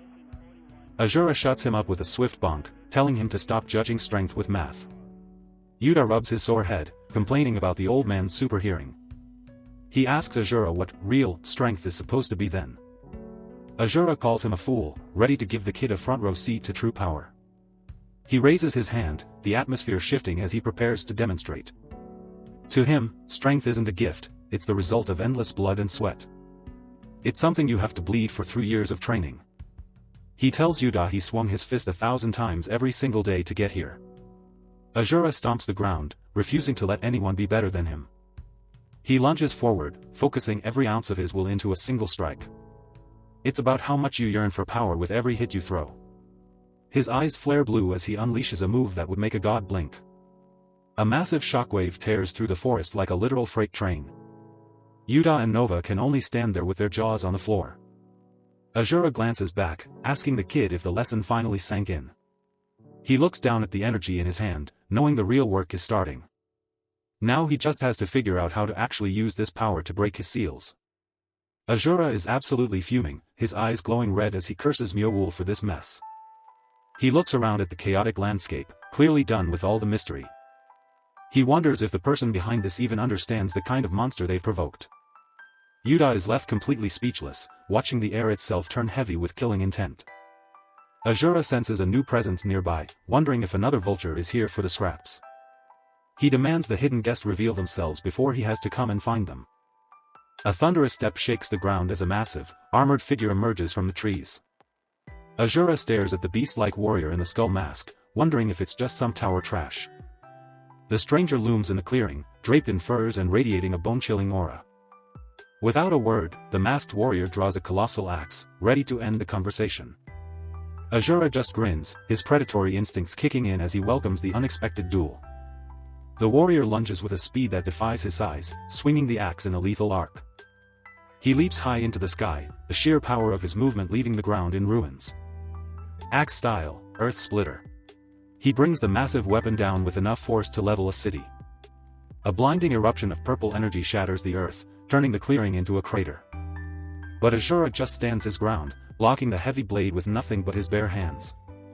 He even has the audacity to smirk, admitting the guy's stance is actually pretty solid. However, Azura's eyes flash as he prepares to remind the intruder who he's dealing with. Declaring that parlor tricks won't work on him, Azura delivers a devastating counterblow. He slams a fist into the masked warrior, the impact creating a massive shockwave. A pillar of light erupts from the hit, completely vaporizing everything in the immediate area. As the dust settles, Azura stands tall and mockingly tells his opponent to try a little harder. Deep in the crater, the warrior's eyes glow with a vengeful red flame as he struggles to his feet. Yuta is frozen in shock as he finally realizes who's hiding behind that broken mask. Kalina glares at them with pure hatred, demanding to know why they dared to destroy his tower. Kim, Yuta and Nova are caught completely off guard by the sudden, explosive anger directed at them. Kalina isn't pulling any punches, screaming that she saw them taking down the entire tower with her own eyes. She demands to know their real goal, looking ready to strike them down right then and there. Just then, Azura steps out from the shadows, looking absolutely done with the constant shouting. He's been stuck wandering this desolate world for 2 whole years, all because of their mess. Before Kalina can finish her sentence, Azura drops her with a lightning-fast chop to the head. He's clearly got no patience for anyone who talks too much while face down in the dirt. Kim Yuta can only stand there, sweating bullets while watching the chaotic turn of events. The sun sets over the landscape, but the tension within the group is only getting started. Realizing they're totally outmatched, the duo quickly switches gears and starts apologizing for the misunderstanding. Kalina is officially on her knees, begging for forgiveness for almost attacking them earlier. Yuta tries to play it cool, laughing off the fact that they were nearly flattened by her. He pivots to a more serious topic, mentioning how her stats make absolutely no sense at all. Yuta asks for one more look at her stat window, his gamer instinct starting to tingle. Kalina pulls up her screen, revealing a layout that would make any normal gamer lose their mind. She's level 86 with millions of unspent points, while her base stats are still stuck at level 1. Yuta realizes she's a powerhouse who has leveled up without ever touching her points, just like Azura. To think another monster like this exists, it's a total game changer for their journey. He asks for more details about what they found at the very top of the tower. Kalina confirms it was completely empty, with not even a common monster in sight. Instead, a weird error message popped up right before the entire tower vanished into thin air. Yuta starts connecting the dots, suspecting an entity named Shua is the one pulling the strings. Kalina looks totally lost, having never heard that name in all her time in this world. Yuta explains they're chasing that entity to find a way back to their original world. Kalina glances over at Azura, wondering what the legendary warrior is planning to do next. He's sitting in a deep meditative trance, surrounded by an intense, swirling aura of fire. Yuta doesn't have an answer, just watching the display with a nervous, sweating face. The energy around Azura reaches a fever pitch, shattering the ground beneath his feet. A massive pillar of light erupts from him, reaching straight into the darkening sky. Yuta and Nova shield their eyes as the massive shockwave nearly blows them back. Azura's form is bathed in a celestial glow as he starts breaking through his inner seal. Yuta notes he's just recovering energy, but the special effects are way over the top. Suddenly, a sharp pain hits Yuta's head as strange, foreign memories flood his mind. He sees a vision of a massive kingdom being totally decimated by a world-shaking explosion. A glowing, godlike figure floats above the ruins, radiating an overwhelming, divine power. A woman screams out in utter despair as she watches her entire world burn to ash. Yuta is left reeling, wondering where these familiar memories are even coming from. Azura stands tall in the fading light, his internal energy finally beginning to stabilize. He can feel his power starting to flow, though it's still far from what it used to be. To fully unseal his dantian, he realizes he's going to need a lot more of that energy. A vision of Myo-Wul appears, the woman who placed the curse on him long ago. Azura just smirks, finding the challenge of breaking her seal genuinely interesting. Azura is stoked, claiming he's finally found a way to get his legendary power back. He tells the kid to hurry up, they've got a tower to raid and no time to lose. Yuda is the buzzkill, reminding him that towers don't just hand out free power-ups. He's worried they'll waste their time hitting a tower that hasn't even picked a successor yet. Suddenly, Nova drops a bombshell, claiming she knows exactly where they need to go. Yuda is caught off guard, noticing a weird, glowing change in his chibi companion. A bright light starts leaking out of Nova as she powers up like a pink light bulb. She says she can feel the very essence of the world guiding her to their goal. To her, every power in this realm is screaming out its location like a supernatural GPS. She's pinpointed the next successor's power and she's ready to lead the way. Nova offers to be the guide, leaving the rest of the group totally speechless. Yuda looks intense, realizing his little friend is packing some serious hidden heat. Far away, a dark, edgy castle looms over the forest landscape under a bright full moon. Inside, the elegant elf butler Graydon is busy giving his monthly status report. He notes that the Demon King's farmlands are doing great and the harvest is in. The Dark Mines are also printing money, delivering gold bars right on schedule. The Demon King is loving it, already counting the millions of coins in his head. He's so happy he even tells Graydon to take a well-deserved vacation. But Graydon has a "one more thing" moment, mentioning a single unusual report. The whole vibe of the Grand Hall shifts as the butler prepares the bad news. A border guard spotted an unidentified group of mystery guests near the eastern wall. Graydon deduces that a new hero party has officially arrived to ruin their day. He looks completely bored, as if he's seen this tired hero movie 100 times. The Demon King is just as unimpressed, wondering why they even bother anymore. He flashes a wicked grin, welcoming the heroes to try and take his castle. Looks like the system finally caught up. Kalina's stats are officially confirmed as they land in a new town. Kim, Yuda, Kalina, and Azura manifest in the middle of a courtyard. Just like that, they've successfully breached the tower. Yuda finds the status window pretty convenient, but Azura isn't impressed. He thinks harping on blue windows is pathetic. Azura doesn't want to waste a single second. He needs to recover his Dantian, and he needs to do it now. The Fist King turns to the group, demanding to know where this successor is hiding. He's got no patience for games. He points ahead, sensing something. The power he's looking for is close. We cut to a massive, sprawling castle. This is where the local hero resides. Inside the throne room, things are getting heated. Someone's in big trouble for failing their mission. The unnamed general is absolutely fuming. He's tired of waiting for the Demon King to be caught. Meet Evan, the hero, who clearly doesn't care. He's busy making excuses about his equipment breaking at the last second. Instead of apologizing, Evan has the audacity to ask for better gear. He swears he'll get it done next time. The unnamed general isn't buying it. They gave Evan top-tier loot months ago, and he still failed. Evan takes it a step further, asking for some new saintesses to boost his divine power. This guy is unbelievable. The unnamed general's jaw is tight. The sheer shamelessness of this supposed hero is off the charts. That's the final straw. The unnamed general roars that Evan is officially stripped of his hero title. It's a total banishment. Guards immediately surround Evan with their spears leveled. Evan tries to laugh it off, claiming he's got a secret weapon prepared. He's clearly sweating now. The unnamed general calls him out on everything. He knows Evan has been blowing the national treasury on his own pleasure. The time for talk is over. If Evan doesn't leave right now, the unnamed general is going to execute him on the spot. Evan just waves him off. He thinks he's too important to this country to be tossed aside like trash. Suddenly, the wall explodes. A massive shockwave sends dust and debris flying everywhere. The guards are caught completely off guard. They have no idea what just hit them. Out of the smoke, Azura emerges. He looks like a demon himself, radiating an overwhelming pressure. Evan freezes as he senses something incredible. He can feel the successor's power coming from this intruder. Azura isn't here to make friends. He demands the power immediately, threatening to kill anyone in his way. The unnamed general isn't backing down. He orders his men to subdue the intruder at once. Azura just blasted 2 royal guards across the room with one punch. Talk about making an entrance. Evan can only watch in shock. With just a single hit, the guards were history. Evan introduces Azura and the others to the king as his new, secret weapons. Kim, Yuda and Kalina look like they'd rather be literally anywhere else. This ragtag squad is tasked with taking down the Demon King, Belzer. Good luck to him. Azura looks like he's about 1 second away from hitting something else. The scene shifts to the city streets as the group regroups. Evan makes a less-than-heroic landing in the middle of a street.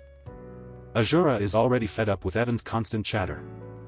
Evan just laughs it off and asks if they're the new players in town. Kim Yuta is just trying to make sense of this chaotic team. Evan decides they're best friends now. Personal space? Never heard of it. He guesses they're all after the same thing, the power of the successor.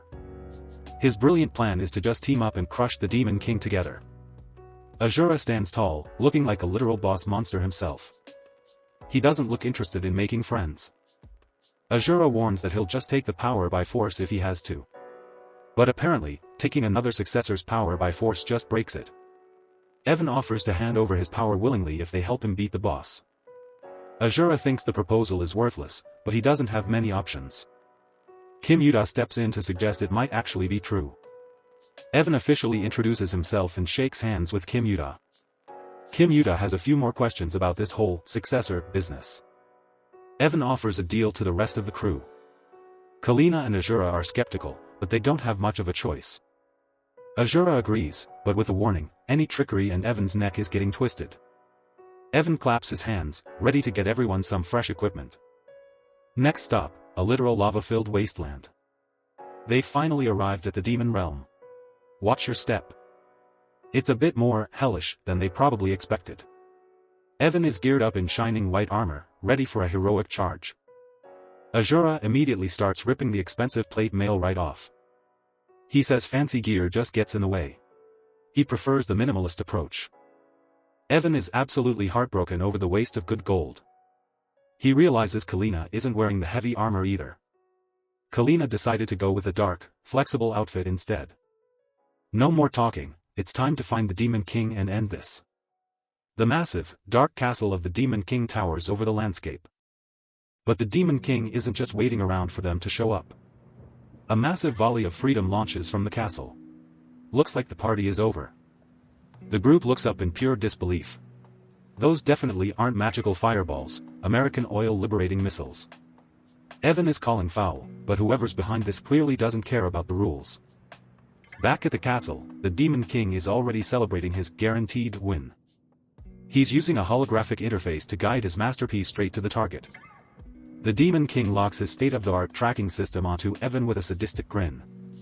A rain of destruction falls from the castle. This isn't a dungeon crawl anymore, it's a war zone. Evan charges up some purple energy. He catches the missiles with his universal warehouse portal. Evan manages to stay on his feet, shouting to check if everyone is still alive. Yuta and Nova are stunned. Seeing a high-tech arsenal in a fantasy world is a real trip. Evan looks completely done with this guy's antics. He complains about the enemy going all in right from the start. Evan gathers the crew to explain how this Demon King operates. The heroes are together, but they're standing in the middle of a literal hellscape. The environment isn't just for show. Every rock and tree is a potential weapon. Even a Gatling gun can pop out of the ground. No guard is safe here. The Demon King's attacks are relentless. Nowhere is safe from his reach. The king himself watches from above, greeting hero Evan with a sinister smirk. He lets out a chilling laugh. The hero's return is just a game to him. Evan stands before the massive castle, demanding a fair fight. The Demon King just smirks. Fairness isn't in his vocabulary. He's actually enjoying the hero's defiance. He pulls up a status window. Seeing that on an enemy is every player's nightmare. Yuta and Nova can't believe it. This guy is playing the same game they are. Yuta realizes the terrifying truth, the Demon King is a player, too. The king summons massive digital blocks, rewriting the world around them. Welcome to the new Demon Realm dungeon. This just became a survival game. The system starts downloading map data. Looks like a mandatory update. They're dropped into a classic, mist-filled hallway. Torches and skulls included. Yuta takes a tumble as he's forcefully transported into the maze. He touches one single brick, and the whole place starts coming apart. Talk about sensitive. The ceiling collapses, but Kalina is here to save the day. Kalina steps through the dust, looking cool as ever with her massive axe. Yuta is just glad he's not alone in this death trap. Now they just have to figure out where everyone else went. Yuta breaks the news, they're inside a dungeon created by the Demon King. Kalina's never heard of a dungeon, so Yuta has to explain it in gamer terms. It's a complex maze filled with random monsters and traps. Fantastic. No matter which path he takes, he keeps ending up right back at the start. Kalina is starting to regret her career choices. How do they even escape this? Step 1 is regrouping with Azura and Evan. Surely Azura has found a way to break through the loop. And he has. By punching straight through the literal walls. Azura looks bored. Walls are just suggestions to the Fist King. Evan is losing his mind. You can't just smash a maze and expect to find the exit. Azura isn't in the mood for lectures from all-talk heroes. He walks off into the darkness to find his own path. Evan is left annoyed while Nova floats by. This is going to be a long day. Evan stares at his Pathfinder box. He has to admit, Belzer really did his homework this time. This magical compass is supposed to show the way, but it's completely useless in this maze. Evan slumps against the wall. Another failure. At this rate, they'll never even reach the Demon King's front door. He can't imagine showing his face back at the kingdom without a victory. The pressure is real. Nova floats in, wondering why he's been keeping secrets all this time. She's figured it out, there's another successor in this tower besides him. Evan tries to play it cool, but the kid is way too sharp for his own good. Nova isn't buying his act. She knows Belzer is a player, just like Evan is. Evan finally admits it. He felt that same overwhelming successor power radiating from the Demon King. He gives Nova a smirk. She's definitely an interesting kid to have around. He explains the history, there were 2 of them who reached the top floor together. Nova puts 2 and 2 together. He's talking about Belzer, isn't he? Evan nods. They were a team once, thinking they'd conquered the tower through sheer unity. But the goddess had other plans. The successor's power was split in half, and so were they. One went to the human realm, the other to the monster realm. A classic sibling rivalry with higher stakes. Nova listens intently as the pieces of the puzzle finally fall into place. Evan explains that as long as the power is divided, nobody can actually use its full potential. And honestly, he couldn't care less about the title of successor. His only desire is much simpler, he wants to see Belzer dead. The intensity in his voice is enough to give Nova the chills. Then he just laughs it off. My story got a bit too long, don't take it too seriously. Suddenly, Azura makes his entrance, crashing through the dungeon. He's done with story time. Evan warns him they'll just end up back at the start, but the Fist King isn't listening. Azura tells the windbag to shut up and just follow his lead. He's already discovered the secret to getting out of this place. Evan and Nova are left speechless. How did he find the exit that fast? A hidden spiral staircase descends into the darkness. Looks like punching things actually works. Somewhere else, the unnamed elf butler stands ready with his rapier. He looks way too sharp. He senses that a hero has breached the maze. Time for him to handle things personally. Kim Yuta stares at the dragon statue. They're stuck in a loop, and he's starting to see a pattern. He explains the trap, one wrong turn and you're back at square one. Classic dungeon design. Kalina's frustrated. Marking the walls is useless if the marks just vanish. She notices something off about the statue. It looks smaller. The dragon definitely isn't looking its best. It's like the textures are failing. Yuta agrees. It's smaller and looks like a low-budget knockoff. Then it hits him. This isn't just a loop, it's an anomaly game. He tells Kalina he's figured it out. Time for some pro-gamer moves. The plan? Turn around and go back the way they came. Kalina thinks he's lost it. Going backwards to go forwards? She's skeptical. In what world does retreating actually help? Yuta just laughs. Better to try something crazy than to wander aimlessly forever. She gives in. Fine, they'll do it his way. They head back into the dark. Yuta knows they need a win to get out of here. As they walk, Kalina still can't wrap her head around how they got stuck. The hallway feels endless, but something is shifting. Yuta cracks a confident grin. Everything is going exactly according to his theory. They're in the same spot, yet somehow they've moved forward. He points out a detail Kalina missed. Look over there. A torch on the wall is burning bright. Progress. He explains the goal, keep finding the weird stuff until every torch is lit. It's basically an anomaly hunt. Kalina has no idea what an anomaly is. She's just here for the fighting. Yuta breaks it down, if something looks wrong, it's an anomaly. Like a trap that wasn't there before, or a wall staring back at you. The rules are simple. Normal. Advance. Weird. Turn back immediately. Repeat until the dungeon gives up and lets you through. Kalina stares at him. She really can't tell if he's a genius or a lunatic. She asks if they can escape anyway. Yuta's played way too many games for this to fail. He gives her a thumbs up. Just trust the gamer and follow his lead. Another torch flares up. The puzzle is almost complete. Suddenly, the stone wall grinds open. The loop is finally broken. Yuta is stoked. The path is open and the exit is finally in sight. Kalina is genuinely impressed. How did he solve a riddle this cryptic? Yuta's secret? He was a completionist back on Earth. If a game came out, he conquered it. He spotted the sloppy statue gimmick instantly. Experience pays off. Kalina's grateful. Without his meta-knowledge, they'd be walking in circles forever. They find a massive shaft leading down. Time to descend. They need to find Mr. and Evan before things get even worse. They step into a massive coliseum. This definitely isn't the hallway anymore. The place is huge and empty. No sign of the rest of their party yet.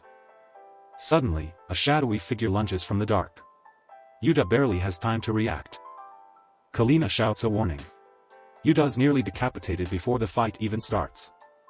Their opponent is the unnamed elf butler. He looks more like a high-end waiter than a killer. He makes it clear, no one's getting past him to see the Demon King. Yuta is rattled. He can't even track the guy's movements. The speed difference is insane. He's already bleeding and hasn't even swung his sword. Kalina isn't waiting around. She drops in from above with her massive axe. But hitting this guy is like trying to catch smoke with your bare hands. Sparks fly as she swings, but the butler is just playing with her. She's putting everything into her strikes, but he's just too fast. In a blink, the elf is behind her. Kalina's eyes go wide. He's a blur of steel, landing shallow cuts from every direction at once. Kalina is covered in blood and breathing hard. This isn't going well. She looks at her axe. It's powerful, but completely useless against speed like this. The butler mocks her. He admits she's strong, but strength means nothing if you can't land a hit. He's got that condescending look only a high-tier elf can pull off. But Kalina just smiles. She's got a solution for the speed problem. She pulls out a massive Gatling gun from her inventory. Let's see him dodge 1,000 rounds a minute. Kim Yuta is shook. Kalina just pulled a whole minigun out of thin air. Kalina isn't playing. She's got a heavy Gatling gun ready to turn this butler into Swiss cheese. Swapping weapons mid-swing like a pro? That's some god-tier inventory management. She lets it rip. Lead starts flying as Kalina rains down hell on the high-tier boss. Graydon is barely dodging the hail of bullets. He didn't expect modern firepower in a fantasy world. But wait, she's not done. She reaches into her inventory and grabs something that goes boom. Frag out. Kalina tosses a grenade like she's playing a shooter in a dungeon. Graydon manages to evade, but he's starting to realize this girl is a walking armory. Boom. A smoke screen fills the room, leaving the demon butler coughing and confused. Graydon's trying to figure out her next move, but his vision is completely blocked. Out of the smoke, Kalina closes the gap with a sword. She's not just a long-range fighter. Weapon swap. The system registers her new gear, a magical battle staff. She slams the staff right into Graydon's face. Talk about versatile combat. The staff starts glowing with intense electricity. This isn't just a stick, it's a high-voltage taser. A massive bolt of lightning blasts through the room. Kalina is officially a one-woman army. Kim Yuta is watching from the sidelines, wondering if he's even needed here. Kalina looks completely unfazed. Her stats might be lower, but her skill level is insane. Graydon actually laughs it off. He admits he's never seen a player fight like this before. He gives her props for the weapon swapping, but he's still got an ace up his sleeve. He places his hand on his sword. The air starts getting heavy with some serious demonic energy. Here we go. Graydon starts unleashing that ancient demon power sealed in his blade. The vibe shifts instantly. Even Kim Yuda can feel the overwhelming pressure coming off the sky. Graydon claims they haven't seen anything yet. He's preparing to enter phase 2. Suddenly, the roof decides it doesn't want to be a roof anymore. Someone's crashing the party. It's Azura. He drops in from the floor above like a literal human meteor. He lands directly on Graydon's head with enough force to shatter the floor. RIP boss fight. Azura looks around like he just landed in the wrong room. Is this it? Graydon is flat on his face, completely knocked out before he could even transform. Poor guy. He was just about to show off his final form, and now he's a floor mat. Kim Yuda and the others just stare in disbelief. This guy just bypassed the entire dungeon. Kim Yuda is sweating. Azura's strategy is basically just breaking the game world. Evan can't stop laughing. He's seen Azura's brute force methods before. He tells Kim Yuda that Azura just smashes through walls and floors whenever he gets lost. Azura is already bored. He tells everyone to shut up and move on. There lies the Demon King's butler, Graydon. He didn't even get to say his cool villain line. Evan identifies him for the group. Apparently, Graydon is a big deal in the demon realm. Usually, this guy is a massive roadblock for players, acting as the ultimate gatekeeper. His phase 2 is legendary for being a total nightmare to clear with normal strategies. But Azura didn't care about strategies. He just crushed him into the dirt instantly. Evan turns to Kim Yuda and Kalina, impressed they held out this long against such a boss. Kim Yuda plays it off. He knows he spent most of the fight just watching the show. With the boss out of the way, it's time to move. They need to find the exit and get out of here. Kim Yuda is ready to leave. He knows an exit has to be around here somewhere after clearing the boss. Kalina points toward the back of the hall. Looks like she found exactly what they were looking for. A massive door that was sealed shut is now wide open and glowing with an eerie pink light. Kim Yuda gives a big thumbs up. No point in standing around, it's time to finally head out. The whole squad starts making their way toward the light. One boss down, plenty more to go. Azura is already complaining. He's tired of repeating these boring exercises over and over again. He's ready to finally meet this so-called Demon King and see if he can actually provide a challenge. Evan just laughs and tells him to hang in there. According to him, they're almost at the end. He's confident that clearing the next stage will lead them straight to the big boss of the realm. Kim Yuda looks a bit skeptical. He's starting to wonder how Evan knows exactly what's ahead. He asks Evan directly. How can he be so sure about the Demon King being right after the next stage? Evan just brushes it off with a grin. To him, it's just basic game logic and dungeon tropes. He claims he's just a massive game enthusiast, so predicting the next boss is simple work. He flashes a bright smile and tells the group to go on ahead. He'll be right behind them. He says he just needs a moment to double-check the room for any hidden secrets or gimmicks. Kim Yuda agrees, but he's still got a weird feeling. He tells Evan to catch up quickly. The group heads through the exit, leaving the friendly knight alone in the boss room. As soon as they're gone, the air turns cold. Evan's cheerful mask completely disappears.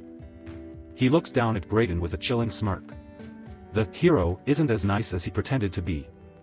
He stands over the unconscious butler. Time to collect the real reward for this floor. Evan activates a hidden skill, Otherworld Warehouse Storage.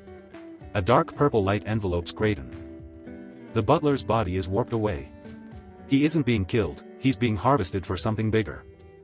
Evan's eyes glow with a sinister intensity. He checks his progress, and it's looking good. The portal opens to a massive hangar filled with pods.